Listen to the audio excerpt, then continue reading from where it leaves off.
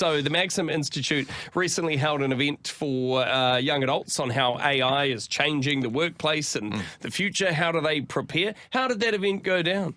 Yeah, look, it's a mixture. I think there's fear, but it's also how do you manage that fear? And, as Christians, we believe that our Lord is a provident God. So he's in there. Let's not worry about that. But I'm here with a bit of bad news, guys. The robots are here to take your jobs, and they are already here. So you're aware of that? Oh, well, yes, we're well aware of that. Okay. And I'm actually curious that the young adults that you were speaking to at this event, they're worried. Whereas I thought that they were more of embracing what's ahead of them. I think it's a mixture because let's look at some of the stats. So in the US, for example, youth unemployment it's up. So it's 5.8%. That's the highest since 2021. A lot of that is to do with AI coming into those entry-level jobs. And look, I think young people absolutely are embracing AI. I think what our research sort of AI guru, Paul Henderson, he's got a PhD in AI. He's a brilliant guy. He says don't just consume it. So I wonder if young people are simply consuming it rather than using it for a purpose for good. How can I sort of rein this, put a leash on this dog, D-A-W-G, and get it to run for me, make me run faster. Yeah, I guess utilising it, right, rather than just being sort of used by it, you know. Now, hang on a minute. Isn't that what we're doing? We're utilising it to make it sound better, or whatever we're doing to make it sound better or go faster. Aren't we doing that anyway? Well, but is it replacing people, though, as that kind of fear is? And you talked about the entry-level thing, right? And a lot of people are seeing that. So, when people first come into an industry, maybe they come out of uni or whatever, they get to go into an entry-level job at whatever they've studied for, and usually maybe it's some menial kind of things. They're learning the ropes and getting experience for a couple of years before they get more. We'll get some young schmuck in, we'll underpay them. Exactly. And they'll make mistakes, we'll teach them stuff, and they can move up. Well, now that... that's been taken. That rung of the ladder has been taken. You're looking at, for example, new lawyers coming in. Law firms are hiring fewer lawyers. This is going through often back office stuff, like people that do sort of routine jobs.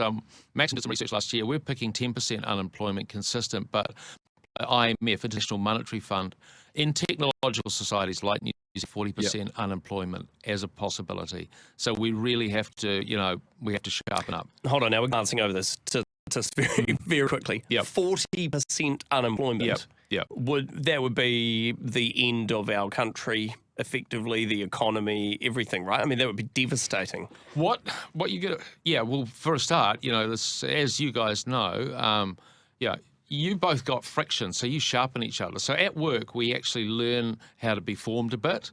Like, I know off camera you guys are fighting, you're angry, you're splenetic, but you just learn to get along to make a great breakfast show. It's all staged, you're right. You've seen through the facade. Yeah, so I think that's a crucial part is formation. How do people who don't, like if you're lounging around playing Fortnite and getting Domino's delivery that's paid for by the state, you're not going to get formed. That's going to be problematic. So that's an issue, but there will be higher productivity. So you'll see perhaps a greater amount of stuff being produced through AI, and perhaps parts of economies might be doing well. Well, there's a guy called the godfather of AI, Geoffrey Hinton, who said he believes that probably the rich will get richer and those who aren't at that level will fall backwards. So we're going to look at increased polarisation. We've got to be aware of this stuff. Yeah, the separation between the haves and the have-nots has been growing a lot over the last sort of 10, especially 5 years since COVID and things like that. So maybe that's just going to keep increasing. All sounding pretty bad in a lot of ways, right? But there's upsides. So, for example, these AI data centres are going to need energy. So, for example, Elon Musk is building this thing called Colossus 2 in the States that will need the power that Auckland requires just to power the data centre. Wow. So we're seeing, and for example, New Zealand is actually, we released a paper on this. New Zealand's in a great position because we've got a cool climate, we're politically pretty stable, so we could get into the data center market, but we've got to start thinking about the price of our electricity, how we generate it. We're thinking geothermal is actually something that we can tap, clean and green. Also, we need to have the discussion about nuclear power. Sure. Because that's, that needs to get back on the table. What was the response from the young adults when you were talking to them about this, what you're just explaining to us right now? Is there hope for them? Are they embracing that hope? Yeah, I think, well, the sense is that, okay, as long as we can assess the threat accurately and prepare for it, let's not just pretend it's not happening. I think we're all doing that.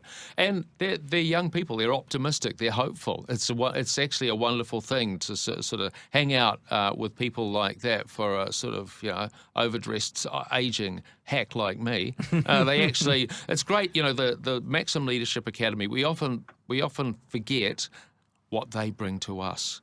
So there is another generation coming up.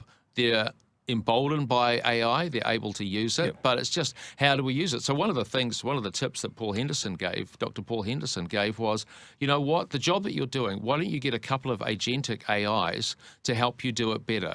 So Bjorn, you could get an agentic AI to do roasts for Sela.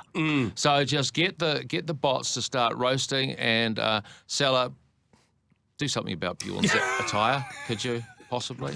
But does that, though... You got me spinning around a merry-go-round, dude. Seriously. No, but when people still are relying on things, we'll use that as an example. So I go on to ChatGPT, Grok, or whatever engine you want to use. And also, the other thing is use a variety of them. So find out which ones are best for you. ChatGPT is good for some things. Grok's good for other things. Perplexity is another one. Copilot. There's so many. But then what does that start to numb my own creativity in terms of if I am outsourcing all of my roasts of Sela to AI and I start taking all my content from there and Sela's getting all of his things from there and everyone else's, it just creates this circular loop of a smaller and smaller pool, because AI is drawing from us in the first place to inspire itself, to inspire you again, which just keeps on. Like if you copy an image and save it and then open it and copy it and save it, it just gets worse and worse in quality and fidelity. So is that doing that to our own brains until we just regurgitate nothing? Really good point. If we're passive, sure. But if you're active and you use it, you go, okay, you know what, that roast, it's barely even in the toaster, not going to use that. This one, actually that triggers an idea in me. I think Sela's going to be curled up in the corner of the studio sobbing like a baby with that one. Two-faced buffoon. Where can I put that in? No, you're looking at the stuff that Sela's got for you. I get it. But I actually... You said something before about, Bjorn and I and our personalities. And iron sharpens iron. Yeah. And that there creates the personality which AI cannot come in and sort of replicate. Well, it can to a certain degree. To a certain degree. To a certain degree. But not that human factor. I think that's what you're talking about. And the other aspect of what, the world that we're contemplating is that being human will have more value. Are you sure about that? Yes. Okay. Yeah, because if you're that'll be your point of difference, really. That's your point of difference. So what we're doing right now, we could have done this on Zoom, but would it be the same energy? Would it be the same, no, the fizz? Nah, because we're embodied. It's fantastic. It's what the fascinating thing or fantastic thing about being human is we are embodied creatures. We are body, mind, and soul. And so we're supposed to be together like this. So you will see interactions between humans going up in the sense that their value going up, their status going up. Also, those people who have EQ, those people who are able to physically relate to people, their status will improve in the job market because that will have a higher value. You don't reckon, I am old enough to remember Y2K. Right, and the whole world was panicking about the shutdown that was happening at midnight and the millennium. If it's any consolation, I'm older than you, so You remember it remember too, too. right? No, but there'll be people listening who have no idea about this. But right, the year 2000, everybody thought the computers couldn't handle switching from 1999 to 2000. All the clocks would It's like, mess up. oh my goodness, the Banks, code. financial systems would collapse. Like it was a real thing. People were stockpiling food and water in their homes for this big Toilet rolls. And then it didn't really turn out to be much of a big deal because we figured it out. You know, so sometimes the doom and gloom and worry about the future that people can have of a new disrupting technology or something. Yeah. Is it the potential that it is also a bit that's of a been bubble? overbaked. That we've overhyped it. That really, we will all still be okay. There still will be jobs. People will use AI. Or is it there's a we're part not of seeing the tidal wave that's Well, coming? I was just about to say, I think the waves have already come, but we just keep catching the waves. So it's here. Yeah, it's here. We've got to use it as best we can. And look, it's sort of like, often when something new comes out, there's the reaction. Oh my goodness, the world is ending. Then there's the reaction to the reaction. Nah, I did Y2K. I lived through that. I'm fine.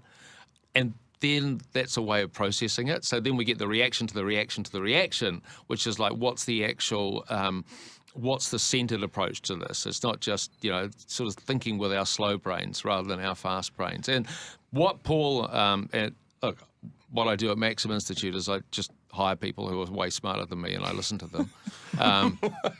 And what Paul is saying is that this will be transformational, like another industrial revolution that completely upended society. So there is something big. It's here. And this is the other thing that Geoffrey Hinton was saying, like there's going to be a change. We don't actually know exactly how it's going to go, but we have to prepare for it as best we can. And that's what we're helping with at Maxim Institute. Last one from me, Tim. Yep. How does our faith play a part in this? Great question. And we believe in a God of providence. We believe in a God who uses things that we don't quite understand. And Paul Henderson told a great story about his daughter who was over from the US. She's at a law firm in the US. She came, visited them.